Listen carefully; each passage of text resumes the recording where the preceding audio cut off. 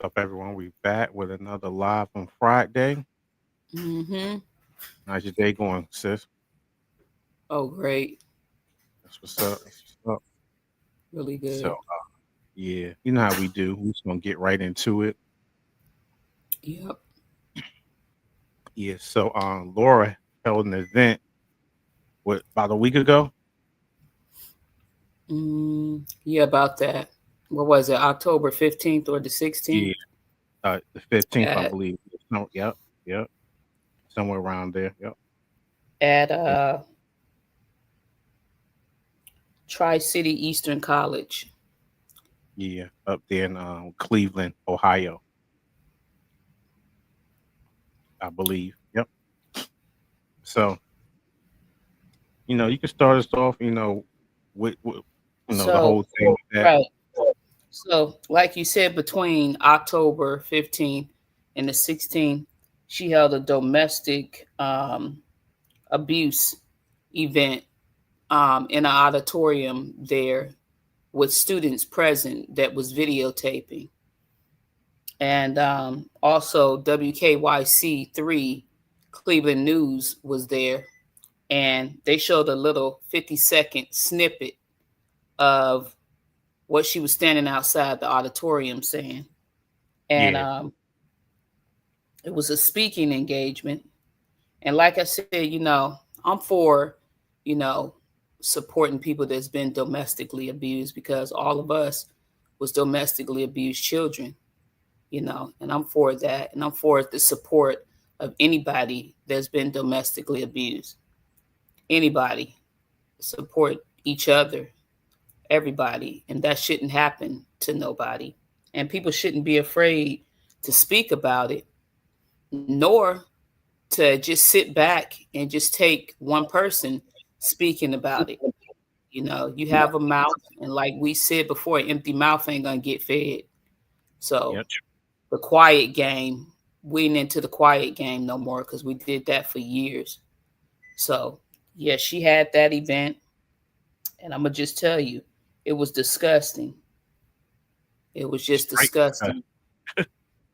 Well, I already knew that it was gonna be bad, but like I said, every time she speaks about this case, it just it's is more fabrication, is more made up false stories, and it's more manipulation, it's more attacking, it's more making an audience think that I was this one victim in the house. Like poor little old me, I was just this little victim in the house. And she's turning it somewhere else that I can see it, because she's done it before online with making remarks that we was all bloody tanks in a shark when the police arrived to the house, and then calling us dummies and roaches, pigs, and dogs. And I want to turn it over to something else and stop talking about, you know, her speaking about everything that happened to her, and we speak more about the things that she did to all of us in the home. Yeah, and what she's doing, she's mirroring everything that happened to y'all. So what she's Right. saying, like, Everything. say something happened to you, she's gonna say, "Yeah, that happened to me too," or she won't even Hmm. mention her name. She's just gonna, but we know who she's talking about. Who that? Like, we'll get into it, but a lot of Right. things that she talked about, but that's what she's doing. And I so believe in. Mhm. people think that she went through something because she's using y'all's story. She's using Marlon, she's using you, she's using Key, she's using all of Everybody. us, everybody, Everybody. everything that Everybody. happened to y'all in the house. She's saying that Musa did the same thing to her, which that's not true at all whatsoever. So And that's what. and then right. And then another thing I believe that she's doing is, since you've started this platform, and all of us have been up on this platform and spoke verbally about how we was treated and things that happened to us. I believe that she's coming to this podcast and she's pulling things from this podcast, and she's going to events and she's adding stuff. She's making up stuff. She's taking stories even now. She's still doing it. and she's adding things. She's making up stuff. Because when she mentioned in a clip, she said that the children sat in the house, and we all know who she's talking about. We know who the children are, all 13 of us. We know. We sat in the home and we talked about how our mother was abused. Now, many a times we've spoken on this podcast on based off of what we remember and what we don't remember. And it was only 4 of the siblings, and I'm not going to name their names, that remembered the horrible things that happened to mom. And I know they happened to mom, so I'm not in denial of that. But I'm saying for myself, I don't remember. And I've never spoken about it. And there's a lot of our younger siblings, like 8 of them.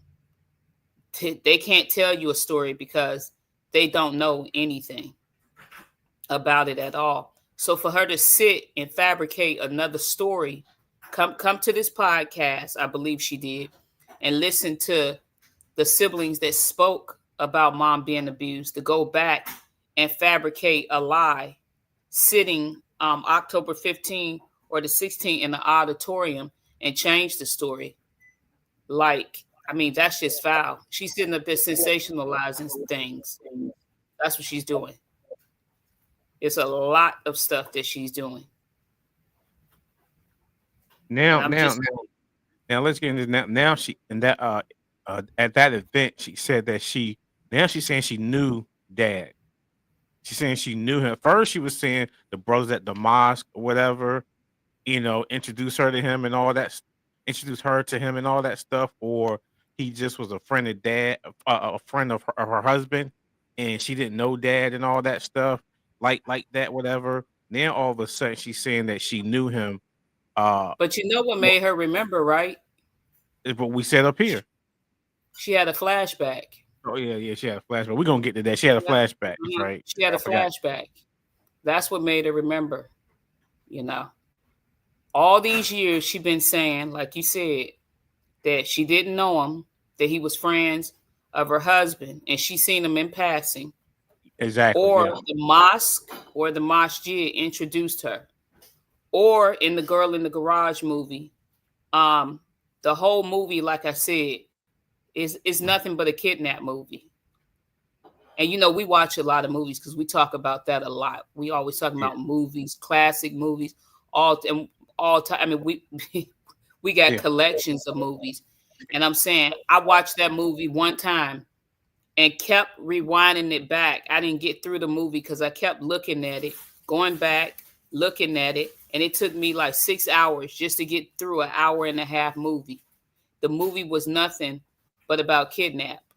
That's what it was about. And then she lied on another woman, Adrian, and said that Adrian was kidnapped too. Exactly. That's the weird part. That's really weird. But Adrian never said that. Never. In the actual court records, Adrian said dad never beat her. He never punished her or her kids. He never did anything to her. And this is what she said in court. And that lady that's sitting up there with Laura, she keeps saying she got court transcripts. She don't got no court transcripts on the actual case. She's dealing with articles. Because I read those same articles. That's what's online. The very articles that she talked about, the lady in the purple suit in that video with her, we got all them articles. And all she did was put some articles together, and they all fabricated and made up a story because it's false. Yep. It's false. And then she also, the lady in the purple suit, the lady's a liar, just like Laura. That's all I'm going to say, because that's facts and that's the truth. When you can sit up and lie in front of a bunch of students and say that you got the court records. Show us the court records as you got them.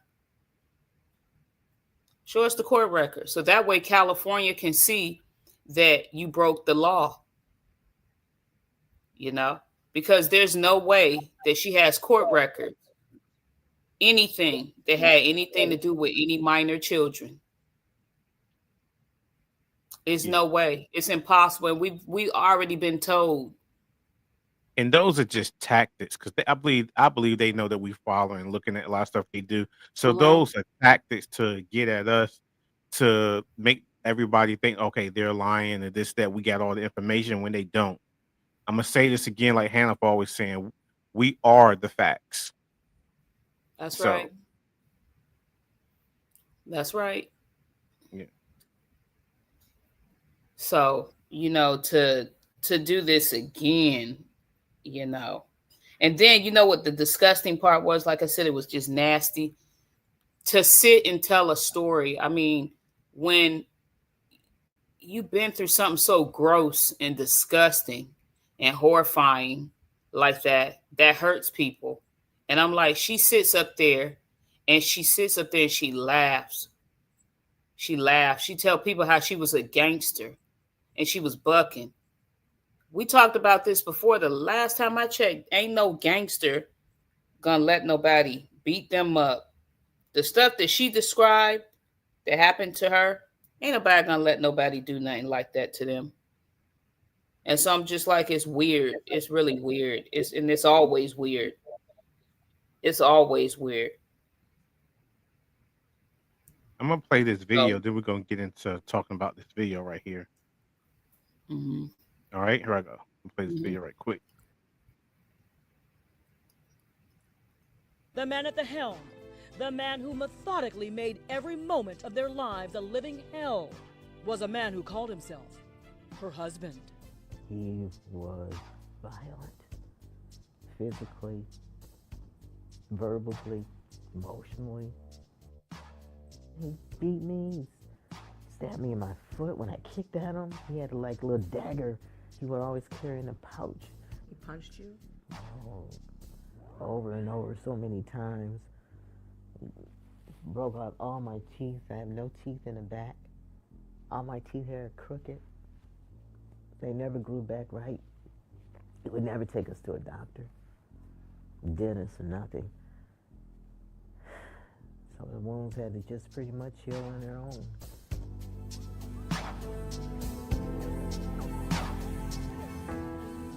He raised me from my little boy. My little boy hurt everything. That hurt me so bad to hear my son just cringe and put his hands over his ears and hear me scream out. What did he beat you with? What did he beat the children with? Straps. He had a boat oar. He broke the handle off of it, hitting them so many times. He beat them on their feet. Bottom of their feet, he beat their knuckles. He'd have them hold their hand out, and he would just raise it back, and he'd just slam down on their knuckles. He hung them upside down. He took a shovel, and he went out in the backyard, and he dug a hole, and nobody knew what was going on. Why did you stay? Oh, God. Fear was my number one. Because when he said, you try to leave, I'll find you no matter what, and I'll kill you, I took that seriously.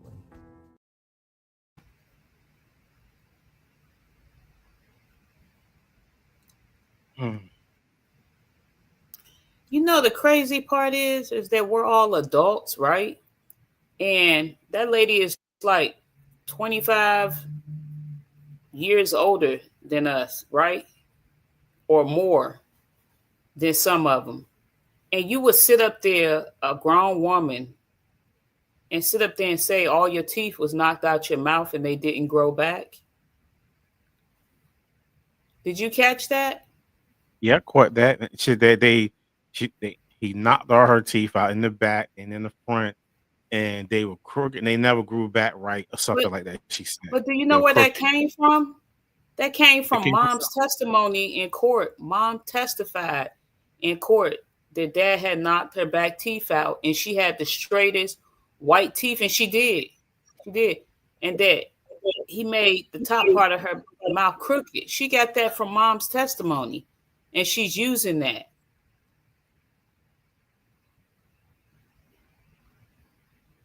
So I'm just like, why would you make a statement like that they never grew back? I'm stuck on that one. Your teeth come out when you're a child, And when you're an adult, they're not going to grow back. And what was the other part, the other thing that was weird is that the lady that was doing the interview is leading her. She was the whole time. She said, what? She asked her, how did he beat you? And she didn't say anything. She said, did he punch you? She said, yeah, he punched me. I'm like, how do you lead somebody? You're leading her. Did he punch you? What did he beat you with? What did he beat the children with? He beat them with a strap. She said he had some daggers in a pouch that he kept with him. Yeah. That's what she said. I'm like, okay, really? I don't recall him ever having no pouch that he carried with him. I recall her having the pouch with him, and she had a pouch, and I have a picture of it vividly, and I remember it. But in this interview, she's saying that she kicked at him and he stabbed her in the foot with a dagger. But in other videos, she's saying that he repeatedly stabbed her in the foot. She told Ed Sheeran on Murder Unsubscribed that he repeatedly stabbed her in the foot. But in that video, she's saying, I kicked my foot out and he stabbed me.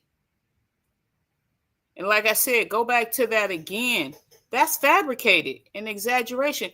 That's not even in the files that he ever stabbed her. And they said it was a knife present, and that detective testified they didn't even touch the knife. They couldn't even find no blood on it. The knife was old and rusted. Yeah, it was rusted, yeah. So they said it was impossible in the court records for him to stab her with a knife in her foot. Do you know what happened? I mean, well, all of us know because we're not stupid. We might not be professional doctors, but all of us know that you can't stab somebody with a rusted knife and then you don't get no medical attention. You can die like that because there's a lot of things that can happen. You could get gangrene. You get a fever. Your foot can get amputated. You can bleed to death from a knife stab. I knew somebody that stepped on a rusted nail and he immediately was bleeding. He went straight to the emergency room. They patched him up, gave him a tetanus shot. So I'm saying, whoever's watching out there, if you got good common sense, if you watch these videos and stuff, use your common sense with some of this stuff that she's saying.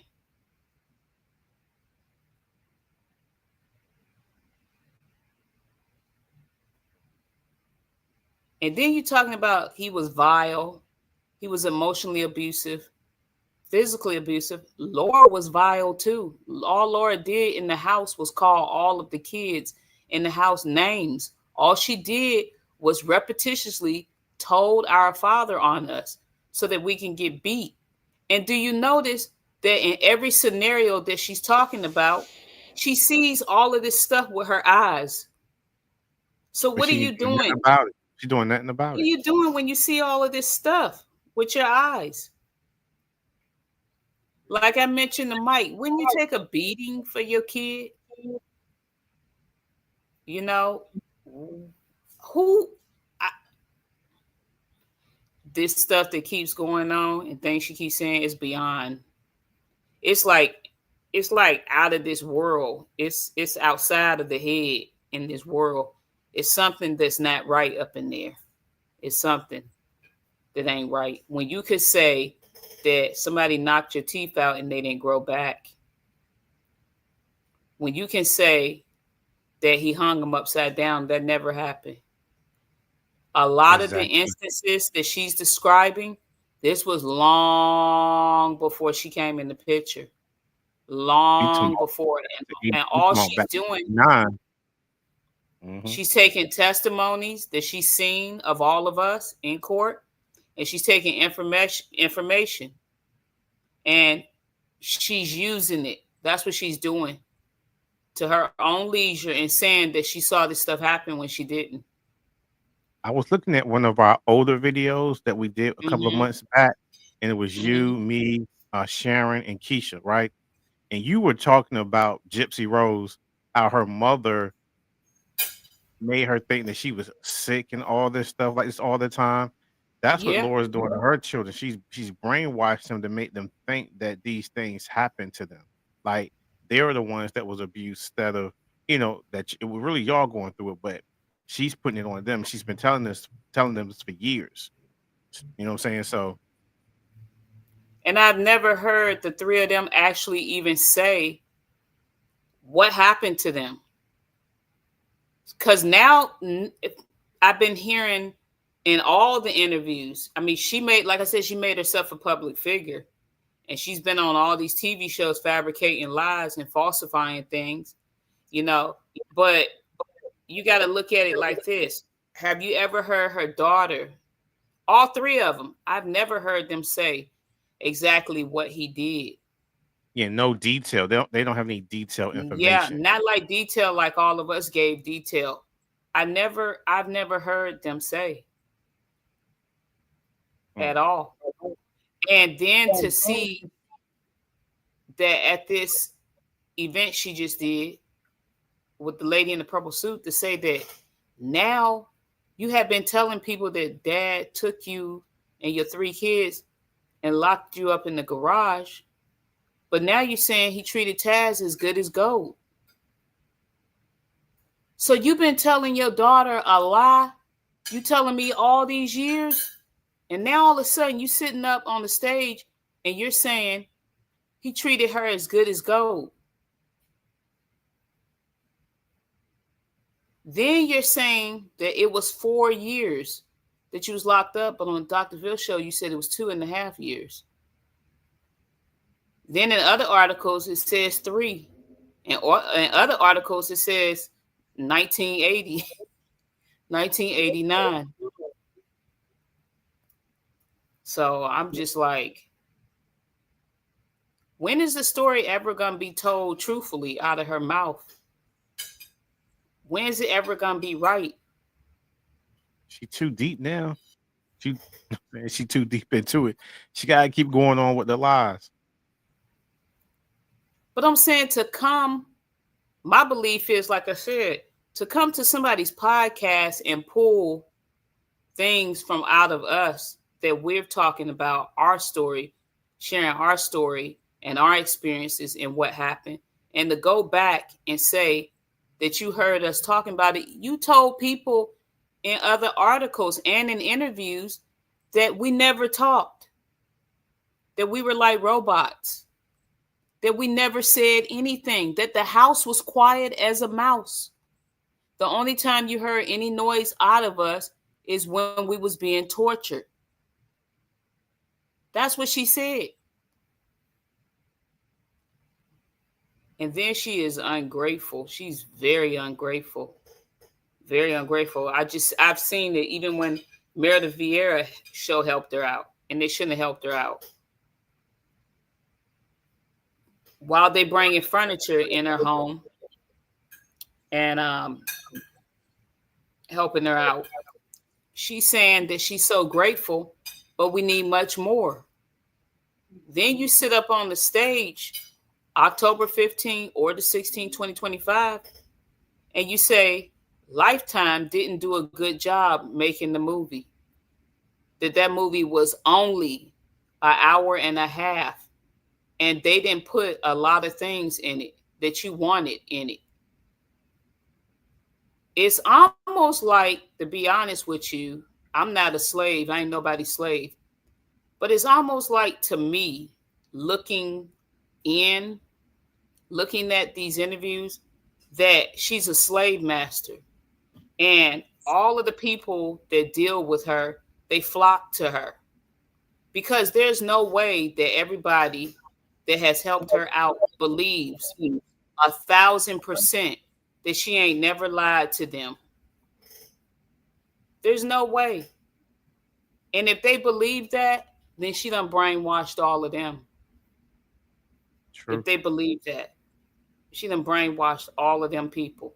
Because you can't tell me that this lady sitting up there on the stage, all her back teeth was knocked out, and her mouth is crooked. Ain't nothing crooked about her mouth. This stuff was never even brought up in court. I'm hearing things that I never heard before. Same here. Mind you, trial was 2 months. She was only on the stand for about 30 to 45 minutes is what we was told. So how did all of this stuff, you testify to all of that stuff? The rapes, the starvation, the hanging mechanism. Where did all that stuff come from?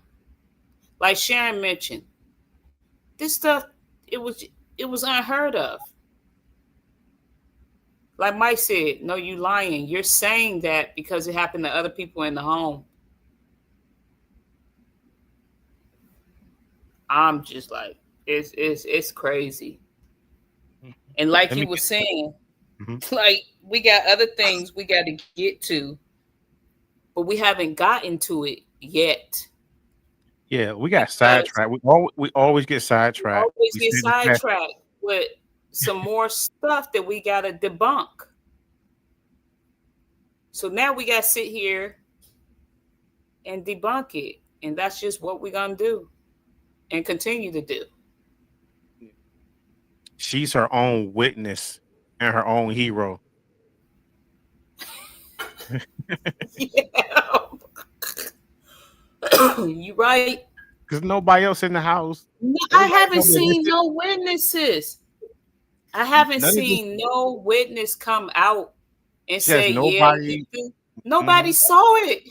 Says nobody. None of us saw it. Yeah. None of us saw it. None of us saw the VCR thrown at her head. None of us saw the rape. None of us saw the stabbing in the foot. But everything that happened to us, she saw it. Yeah, but she never saw everything. She never testified to none of that stuff. Head, people. She never said she was raped. She never said she was raped on the stand. She never said dad threw a VCR at her in court. She never said none of those. The stuff she's saying right now, she never said.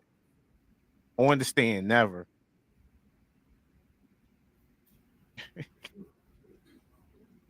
But how? You gotta ask yourself the question too. And I ask the audience, whoever is watching out there, is that how are you your own witness and nobody saw none of the stuff that happened to you, but the system believes you at face value, some stuff, but everything that happened to us, she saw it. And she did nothing to help. She did nothing. She stood by and watched. No, she enabled it. Enabled it. She enabled it for the years that she was there. She enabled the abuse. That's what she was. She was part of it, and she enabled it.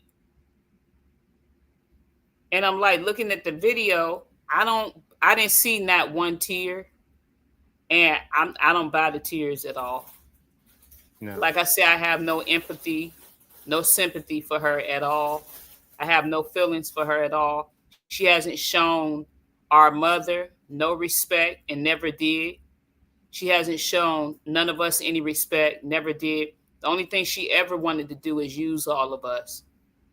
That's what she wanted to do. Yeah. Let me get to this next clip right quick, because I got two more. 3, 4 in the morning. It was so quiet. We lived up in the mountains of Temecula, a little town called Owanka. It was Indian reservation, so it was real rural. I mean, houses far apart. He liked it like that because no one could hear what he's doing to the kids. Oh gosh. You know what? I just had a flashback, just that quick, Tracy.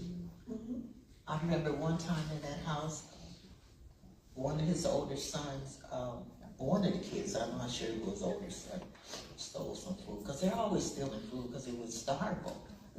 Sometimes he had chains on the refrigerator door, but he would accidentally forget to lock them, and they would go in and steal food.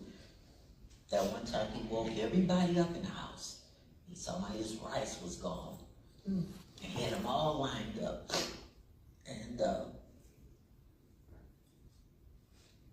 he started with the oldest one, Jihad. And he wouldn't tell who ate it. And Musa had a feeling that Jihad knew. So he went outside and he dug a hole in the backyard, came back in, he got Jihad, and he put him in a hole. I couldn't figure out what the hell was that about. He put him in a hole, he put dirt all in the hole up to Jihad's neck. The only thing was out was just his head. And he went back in the house and he got a jar of honey out the cabinet and he poured it on Jihad's head.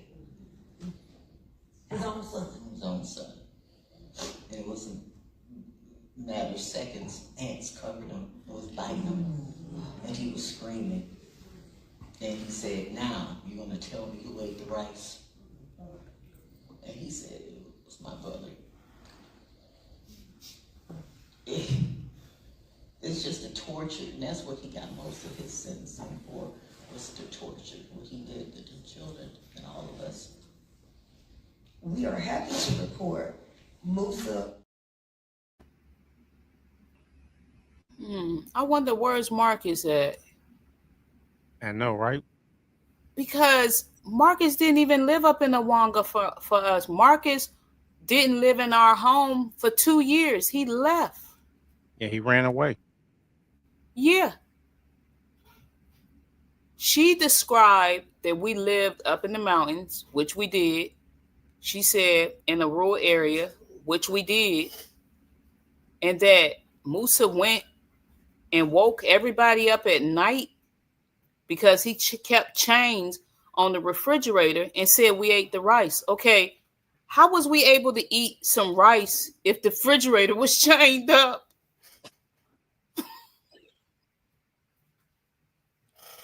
Oh my gosh. How was we able to eat the rice if the refrigerator was chained up?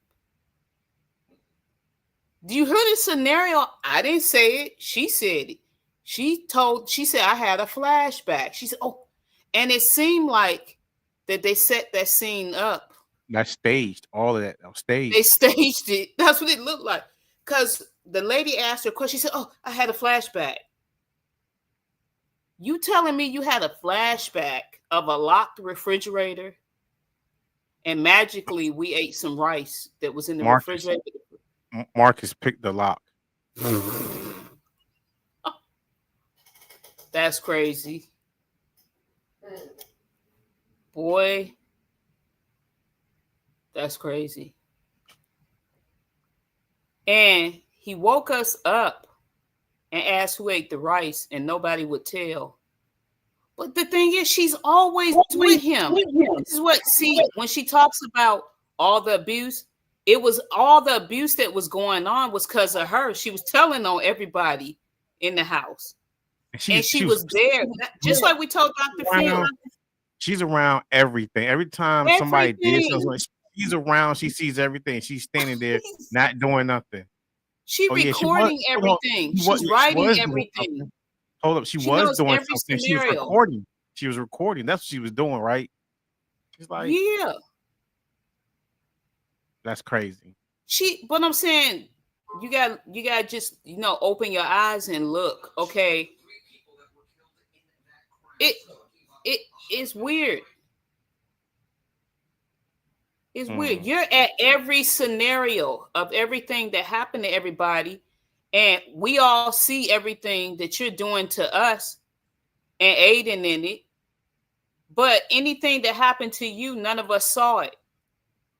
And here's the thing: Marcus didn't live in the house because he ran away. And that story of them getting buried, that happened like 90 or 91, and that was Marcus, Mike, and Marlon. And then that story with the rice, she wasn't even around when that happened. That happened, I believe, to Marlon, I believe. This happened in 94, because I got diaries. This happened in 94. Yeah, so to she took Marlon. stories. So she took stories that happened to y'all years ago before she ever met y'all and blended it together. From testimonies in testimony. court. Exactly. That's what she did, and she's using it. She's feeding it to an audience like she was there. And you know what's bad is that she's supposed to be a domestic abuse advocate, and she's feeding an audience of young millennials that's growing up, you know, that might get into a bad relationship or might need somebody to speak to. And she's taking our story and she's using it, but then lying, talking about she was present.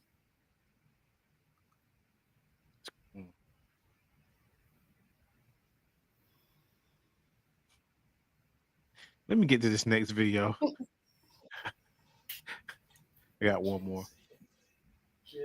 A child with you, and she so willingly took care of tasks. Well, walk us through that. Yeah. Clearly, she was brainwashed herself. Definitely brainwashed.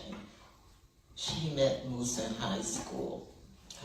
That's the first person she's ever been with, and she married him right out of high school. So she knew another person besides him. He was very controlling, very manipulative, but she was to a point that he could say, for example, the sky is green. And she'd go, yeah, it's green. And I would say, no, hell no, it's blue. And get paid for it though. So yeah, she was a different person. She was definitely pro him. You know, she would never go against him. She was scared her own way. She really was. He's beaten her many times before, and I've heard it too. Even before I met them, I could hear conversations with the kids, you know, they talk to each other. So I knew she went through her own trauma with him, her own abuse. So she was there to stay. She didn't know how to drive. She never went to any other education besides high school. So Yeah, her locked. that was it. Locked in. Talk to me about Laura. So, did you feel, okay, so his wife has your young baby. Did you feel, what gave you peace that they wouldn't hurt the baby? Because the way he treated Tesla, like gold, you know, yeah. He was just, oh my God. I knew he wouldn't hurt her as a baby, maybe older, but he wouldn't hurt her as a child, a little infant. Yeah. Did you feel his wife, knowing she's caring for another woman's baby, that she would take good care of Taz? Or you figured she would because she was so scared of Musa? She better had, yeah, she better had. Yeah, she was scared out of her mind too. She showed it in a different way, but I could tell with her eyes sometimes she was always in fear. Just trying to deal with her own children, you know. When they got beaten by him, she would never intervene. I asked her one time, because we wouldn't talk really at all, not really, but I asked her one time, we were sitting in the prayer room, and I said, you know, are you going to do something about this? And she go, what are you talking about? I go, the way he treated children, the way he's treating you, the way he's treating all of us. He goes, nothing's wrong with the way he's doing. What are you talking about? Like, to her, it was normal. And I was the crazy one. She just did something else that was not it won't right what she just said. Now, first of all, she's talking about mom's life story on what happened to mom in the beginning, about mom going to high school and marrying our father right out of high school, and that she only knew him and him only. And then she went into that she knew about the abuse of our mother long before she moved into the home, and before she even met us, she knew about it because she would hear us talk about it. But you didn't know us though. You said long before you knew us. You knew about the abuse that our mother had endured And you heard about it long before you knew us. So what are you, a psychic? Nah, cause she was dealing with Musa. That's the thing. She knew Musa longer than what she telling everybody. This So stuff, this stuff is. Who talks like that? And then like I what said, are these all this stuff students? is staged. Yeah, and what are these students learning, and what are they picking up from it?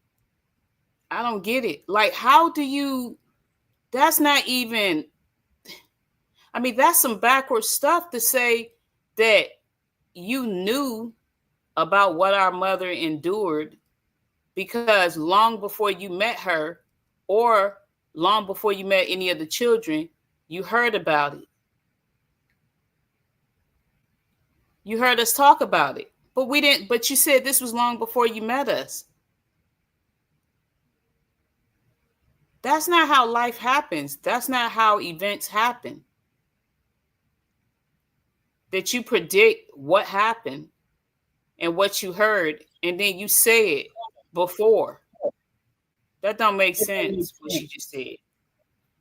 And the other thing that I'm debunking is saying that mom had a conversation.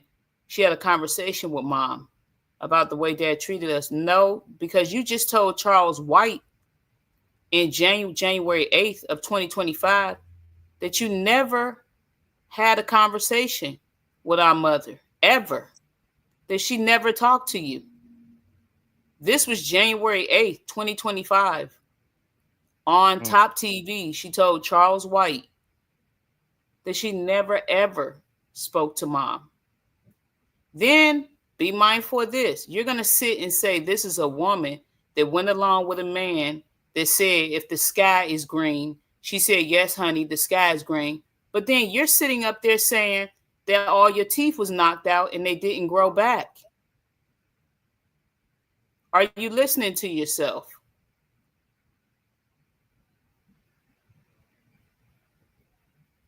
This stuff don't make no sense to me. It's something going on.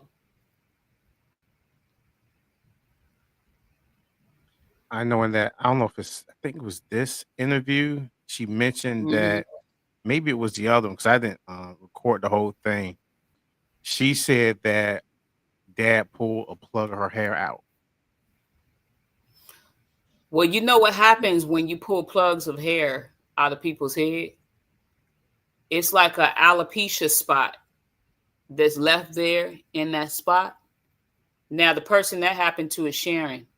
And that spot where Sharon had that plug out, pulled out, is still there. So somebody might want to investigate where he pulled the plug of hair out. So that's just another twisted story and taking the story, putting it on her. And then she said that dad treated Taz. She wasn't scared when it came to dad taking care of Taz because he treated her as good as gold. She said she knew he wouldn't harm a kid. Okay, but he harmed all of us, and we was babies. You know that, Richard. Sure did. We was 2-3-year-old little kids, and in the womb. Exactly. So something ain't right what she talking about. And those followers of hers, they got to kind of get it through their head. I don't know if they're ever going to get it through their head. I can't make them, but we're going to keep debunking everything she says. Is that how can you sit and not ask other people questions? You just sit and you listen to this one person, like you said, who's her own witness and who's her own hero. And she saw everything. She was present for everything. And she's telling everybody's story for them. Like, how are you that present that much for everything? See, she's telling one side. She's not telling why she was always present during all the abuse, because she was a part of it. She's not telling that part. She ain't telling that part what led to all those instances. Because it was bad, and that's the truth. But when she came in, it got worse. And I ain't talking about Mhm. double. I'm talking about triple, a zillion times worse. It got. Leaving the gas on, all that stuff, right? All Yeah, types of stuff. turning on gas in the house, threatening to harm herself.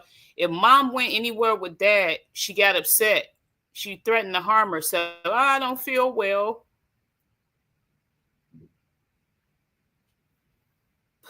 Boy, I tell you. Like I said, I believe she's coming to the podcast and she's watching us. That's what I believe she's doing. And I believe she's pulling bits and pieces of stuff from us, and then she's going back and she's using it. That's what I believe she's doing.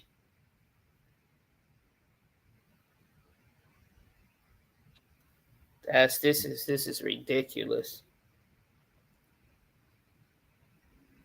Yeah, I know you said she mentioned in the home that her husband, I know he's passed away now, but he used to beat her. That's what she said.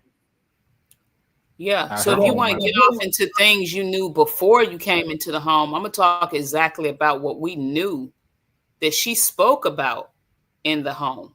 She even spoke about this to our brother, because Marcus even mentioned it, how abusive her husband was, to her. So she said he pushed her down the stairs. He made her go into early labor with her son and her daughter. And she said he would beat her up all the time, and she was afraid of him. That's what she said. Now here we go with another situation. The same thing.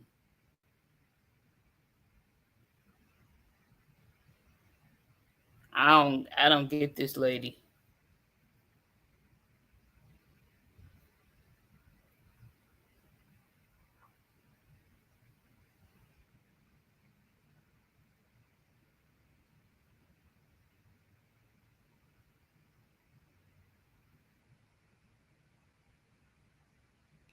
We have a lot of information. We want to go at next with this. Okay. And then she mentioned the selling of guns, in that we didn't play the full clips, but she mentioned the selling of guns, that her husband, he was selling guns, and the feds came in her store and told her that her husband had been selling guns and that they had been watching him do it and watching her too. Yeah. So she said that she was really shocked by that. But in another interview, she said that her husband was selling guns and she was unaware of it. And she said that he wasn't pushing the right paperwork. And he got in trouble and went to prison because of somebody else. So see what I mean? Nothing is consistent. You know what I mean? When you Yeah. look at things, it's like, where's the consistency at? Nothing is consistent at all when she speaks. Everything is like, you got one scenario, everything is different. Everything is just different. Every story is just different. And I'm just like, I'm looking for the consistency. I'm looking for the truth. When you gonna own up and tell the truth?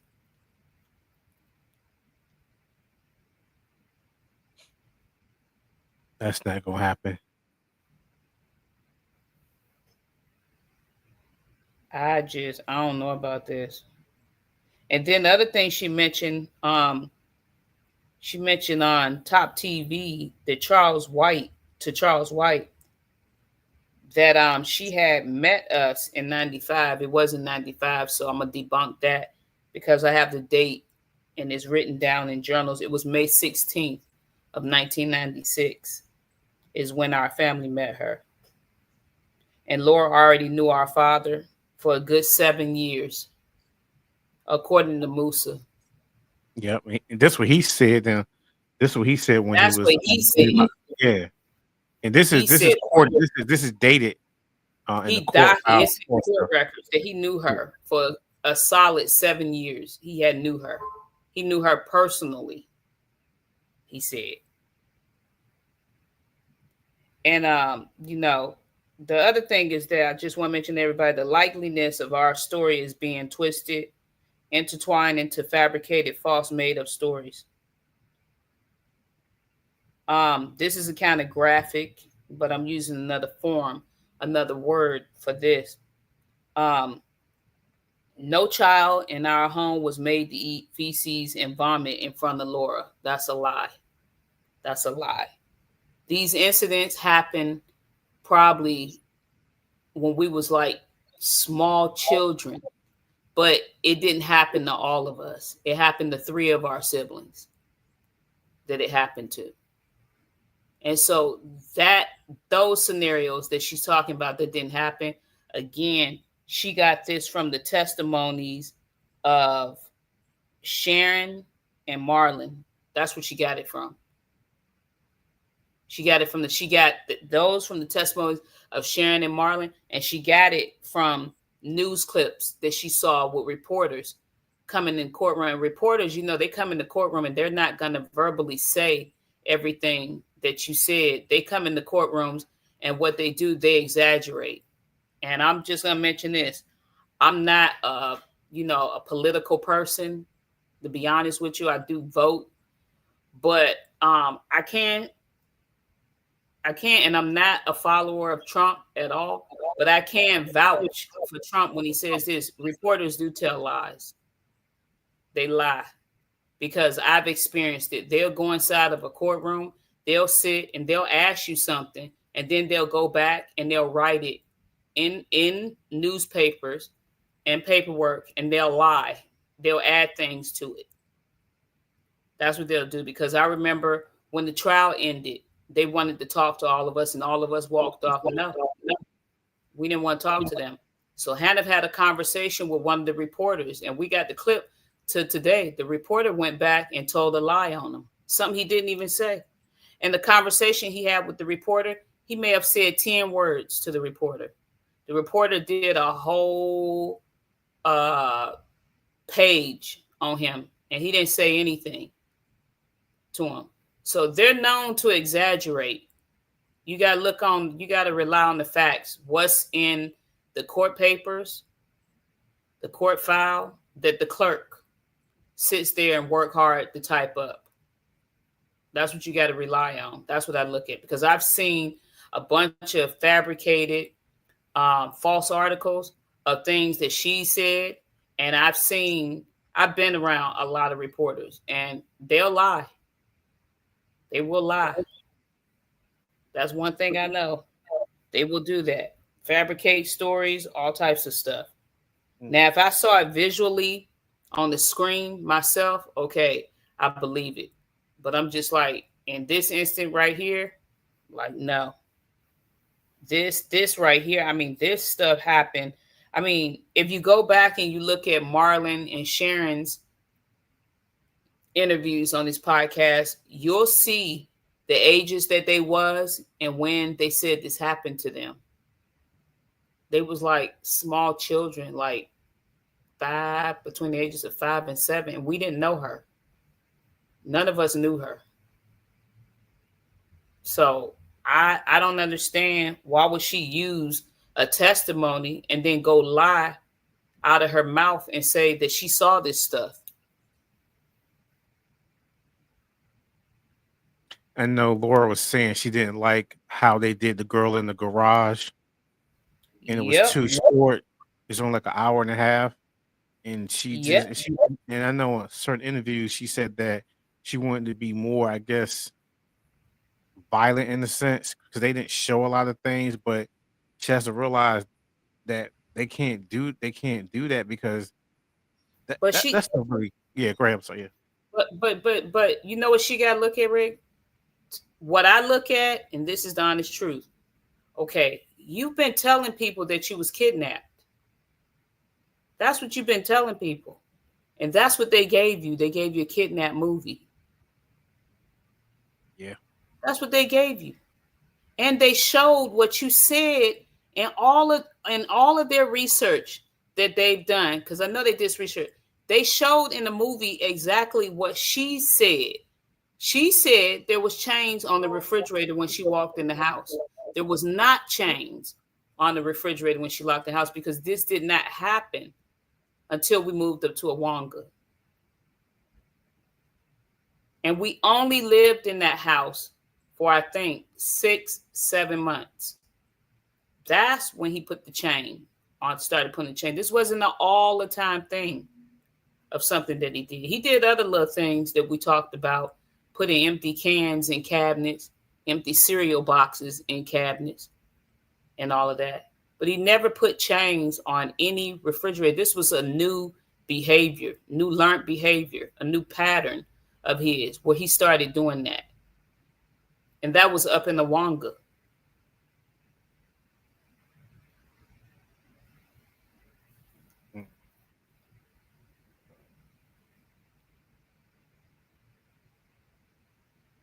Yeah, so she said that the movie was only an hour and a half and that they did not show stuff she wanted aired in the movie.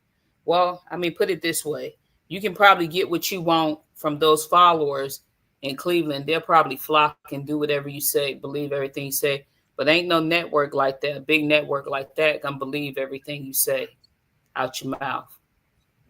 They're just not gonna do what you say. They did a movie based off of what she said.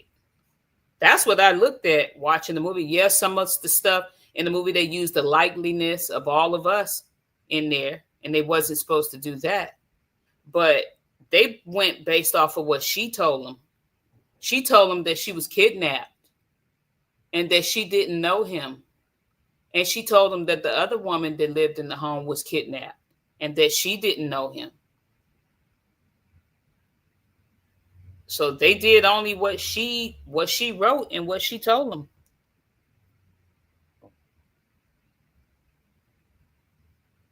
When she did this event, she was crying and stuff. The lady in the pink went over, was rubbing her leg. They was giving her tissue and stuff. I'm like, why is she crying? Nothing happened to her, but all this is staged, you know, and they have to present it a certain way, which is sad. Yep.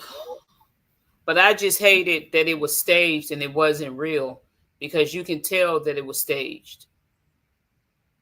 You can tell that it was staged and that it wasn't real because Wasn't real at all this flashback stuff. I mean, how can you have a flashback of something that you wasn't even present when it happened? The individual that know what happened and when it happened and the timeline of when it happened is sitting right there in Cleveland, Ohio, lives right there. She knows, and all of us know when it happened.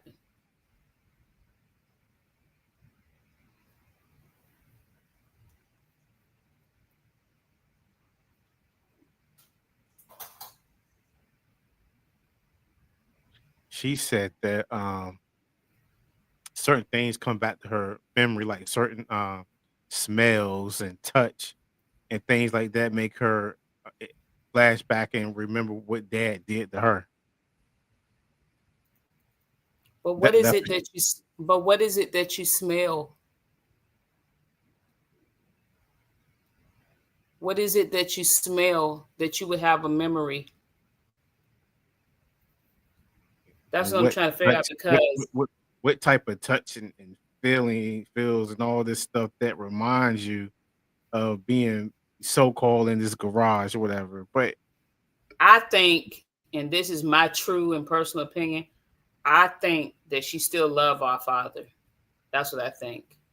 Because when you talk about that somebody was tall, dark, and handsome and they was charming and that you will never forget on another podcast and that that person did help you out and you're going to always cherish them and always be grateful to them. But then you can sit up there on the stage and you can start crying and say, he just didn't trust me no more. And she said that like 2-3 times. Somebody mentioned to me today that she's a person that you can't trust. You can't. I wouldn't trust her.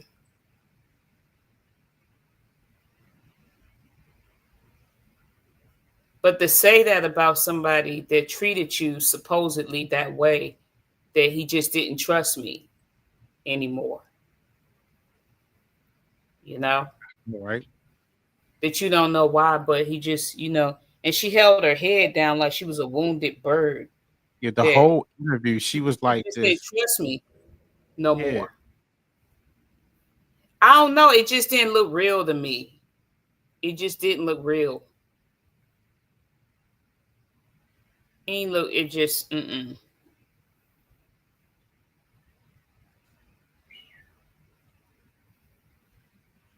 yeah. It was like the feeling when I watched her, to be honest with you, because the way she talked about mom, it was like their mother won and I didn't win them. And that's what I came to accomplish. It's like what Mike said, and I quote what he said. We all heard the conversations her and dad had. Laura wanted dad to leave mom and his children for her because she said mom had time with him and she wanted it to be Musa and her. That's what Mike said on Dr. Phil's show. And that's what we all heard in the home. That's what she wanted. So that made me have a flashback back to that one. But the only thing is, it's true because it was live on the Dr. Phil show. So, Yep. I know she said her and kids they went through 10 years of therapy.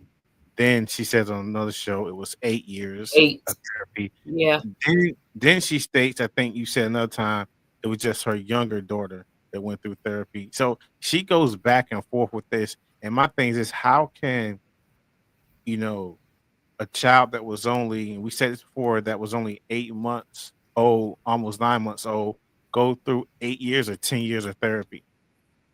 And she just said dad treated Taz like gold. So how is that possible? that's right. Boom. Busted. Hmm? Crazy, right? Busted. Crazy. Crazy. I'm just like, this is crazy. I'm reminded from looking at all of these videos, even alerted by that she still harbors hatred and dislike for every last one of us. And it's this, the feeling of looking at her, it feels the same way. Like it brings back the memories to you. It brings it back. That you sitting up there talking about the likeliness of all of us all the time, That's all you she's know, doing. and then fabricating and making up false stories and stuff. I'm just reminded of that she still got hatred for everybody. Just to live like that, they had that much hatred. And then when you start speaking, she gets angry. She want to pull stuff away from you. Oh, you remember? Your memory is refreshed now. I remember now, you know.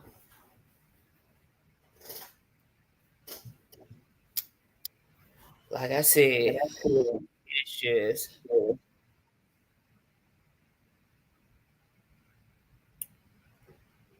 somebody mentioned in a comment that I'm gonna bring up, and I've always felt this way, and I know a lot of our siblings feel this way. But again, I'm gonna make sure I mention this. Musa is incarcerated, and he probably gonna be there for the rest of his life. That this is not in any shape, form, or fashion to defend him because I'm not defending him at all. I was one of the individuals that went to the hearing to help the state of California keep him incarcerated, to keep him in there, to protect our mother and to protect all of us. But this is his own battle concerning Laura to fight. It's not ours. It's mentioned because it's a part of our story. And There was things that was unsettling in the house that weren't normal, that weren't natural, coming from adults and coming from her. But somebody mentioned this online. They believe that she set him up. I've always had that feeling that all of this was just a setup. It was a cover so that she wouldn't get busted for what she was doing. Because like I said, they both was trying to bust each other. And they had been doing it for 2.5 years, trying to get each other in trouble. And so I'm just like, to Musa, don't be mad at us. Be mad at her. Be mad at her. Don't be mad at us. I don't even know who she is. Never knew who she was. She's a stranger to me, and she'll always be a stranger to me. Because the honest truth, I only saw the bad things. She never did an ounce of good to any of us in that home. An ounce of good at all. And my feelings still remain the same. She belongs in prison with him in the same jail cell in prison. That's where she belongs. Because that's just what I saw. And I'm a stickler at it. I'm going to stick to it. You know? I'm just, I'm sticking by that.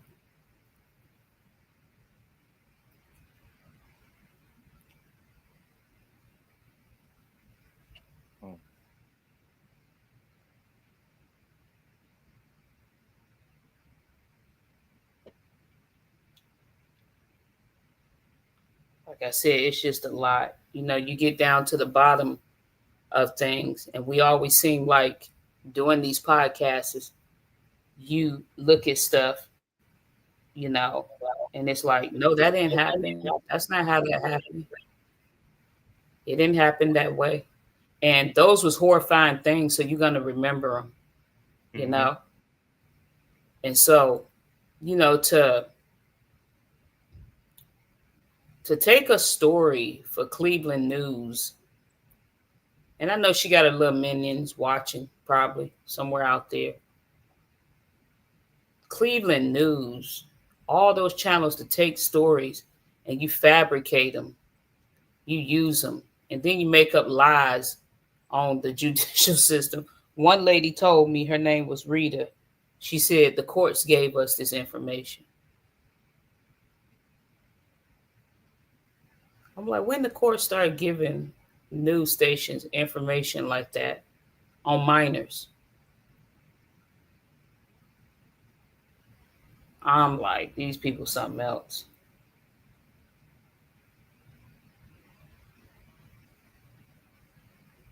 They're just too much. You have any announcements? Anything you want to announce? Yeah, what I wanted to say is that we're going to be filming in Awanga, California, Temecula, California, and Riverside, California, and we'll be filming in front of the house in Awanga, California. So those dates will be announced soon. Also, we'll be in the purpose of going up to Awanga, California filming is because I want people that subscribe to this channel and people that watch to know exactly how that property looked. To go inside so people can see exactly how everything was placed, how it looked. Also, the individual that was present that took Musa and Laura down the hill will be present in the post office because he was there. So he will be present. The purpose of going to Temecula is because there are several grocery stores. There's a couple of doctor's office that people that knew Laura, that saw her out and about by herself without our father that's present, that will be speaking. Also, in Riverside, Clark's Nutrition Center, the owners of that store, one of them will be speaking concerning her. So that's some of the things that we'll be doing, and showing the audience, the person who was present during the delivery of that 25-page letter. We'll be doing some filming in Palm Springs, showing the apartment that Laura lived in, because she claims she lived with us for 4 years. So one of them years that she claimed she lived with us, she didn't. She lived on her own in her own apartment because police escorted her out of the home after she called them so much. So we're going to be there filming and talking about it. We'll be filming in San Bernardino, California, exposing the lies Laura told about being kidnapped. We'll be showing the condominium that she lived in, the actual condominium that she lived in, and the garage that me and my siblings, that Laura and Musa, locked us in. We will be at various locations where Laura Cowan said that she was held hostage. She couldn't go nowhere. We will be at several grocery stores that she went, several movie theaters, even a couple of malls, children's pediatrician's office. So it's a lot of footage and things we will be showing. We'll also be talking to 2 individuals who was present during the 6-month period where Laura said that she was locked in the garage. The garage was not a garage. We're debunking that. It was a room. The Bodie Family Foundation, because we do have one, so people will know that. And we've been having our foundation for the last coming up 15 years in December. We do a lot of stuff to help families, me and my 13 siblings. And the foundation was built because while we know we all grew up with a little bit, you know, we didn't have a lot, but we did have God in our lives. So we built this foundation to help other families. And so we take our helping hands and we help families every month. We help families pay their rent sometimes. We help families pay their gas, electric bills. We help families get bus passes. We help families pay deposits to move into homes. We'll be having our annual banquet dinner for our foundation families, which will be November 15th. Location will be announced soon. Our foundation, we have 2 toy drives coming up December the 6th and December 22nd. Those dates will be announced. But this is for any family that's in need. So if you want to donate to us, anyone want to donate to our foundation can visit us on Facebook. We have a button that you can click on to donate. Also, please donate to this podcast. It's greatly appreciated. Yep. We appreciate all our viewers and everybody that out there that watches us every week. We really appreciate it. And don't none of us take anything for granted. And we're very thankful. Please continue to help support us and support this channel. We have more things coming. Donate to this podcast that Richard has built for all of his siblings to be in the safe space to speak. He has his Cash App there at the bottom of the screen if you want to go there and Cash App. And like I said, any donation is greatly appreciated. And look for us soon in 2026, God willing, exposing, debunking, fabricated, misleading, manipulative lies, false allegations, and using of our family. In 2026 is a big year for us. From March until December of 2026, we will be going on a tour. Dates will be announced, and this will be our time to speak and for the audience to ask us questions. Thank you. Yep. All right, everyone. Thanks for tuning in. Go back to our previous videos, watch all of them to get caught up. Thanks everybody for watching all the shorts. The shorts they've been going up. So I really appreciate that. And we just want to tell our side of the story. Actually, is the only side for me, honestly, because we're debunking everything that Laura has been saying over the years, and it's just straight lies, you know. So we appreciate everyone for coming and watching, and we'll be back next week. Have a blessed day and a blessed week. Thank you and good night. Thank you, everybody.